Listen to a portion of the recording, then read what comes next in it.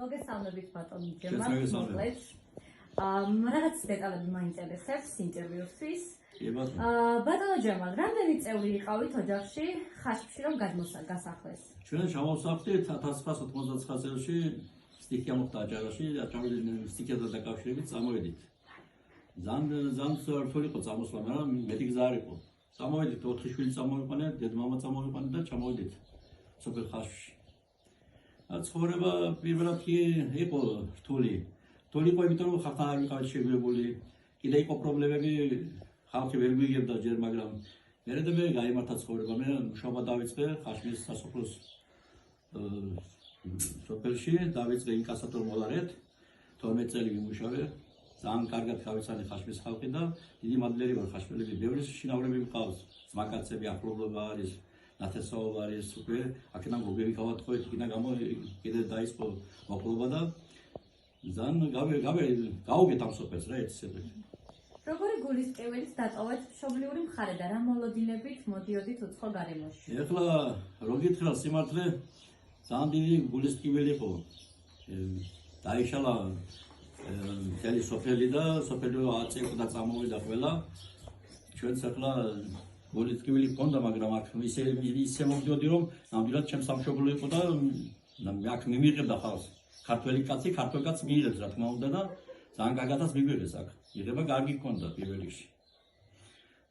საერთოდ ახლა ხაშბის ხალხი ძალიან პატიოსანი ხალხია და ნასწავლი ხალხია, ძალიან განვითარებული სოფელია.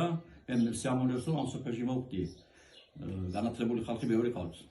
აგერ ზოინანიშვილის სკოლა ფუნქციონირებს ჩვენთან ხაშბში და ძალიან დიდი მადლობელი ვარ ჩვენი გამგებლის აგერ ავთანდილ გულიკაშვილის, ასეთი ლამაზი სკოლა გვაჩუქა და ჩვენი პატარა შვილები სწავლობენ ახლა. ჩემი შვილები სწავლობენ უკვე მაგ პატარა სკოლაში. თქვენი სახელი და გვარი? ლიზა მიხელაძე. ქალბატონო ლიზა, რამოდენიმე კითხვით გვინდა ინტერვიუს ჩაწერა. გისმენ. რა მიზეზით მოგიწიათ ამ სოფელში გადმოსახლება? სტიქიური უბედურების გამო მოგიწიათ იქიდან ჩვენი სოფლის დატოვება და წამოსვლა. როგორი გულისკევილით დატოვეთ მშობლიური ადგილები და რა მოლოდინებით მოდიოდით უცხო გარემოში? ძალიან მიმძიმდა ჩემი ტერიტორიის დატოვება მშობლიური კუთხის. იცოდი რომ აქ ველოდებოდა კარგი. როგორი იყო პირველი შეგუება ამ სოფლის მოსახლეობასთან? პრობლემა რა იყო? არაფრის პრობლემა არ ჰქონდა. კარგად შეხვდა მოსახლეობა. დღეის გადმოსახედიდან როგორ უყურებ ან რა სიტყოდი ამ ადგილებში დასახლებულ სოფელზე ხალხზე ცხოვრების პირობებზე? ძალიან კმაყოფილი ვარ. არაფრის არ გვიჭირს და უსურვებ ახალგაზრდობას რომ წარმატებული ყოფილიყო. მეხუთე კითხვა.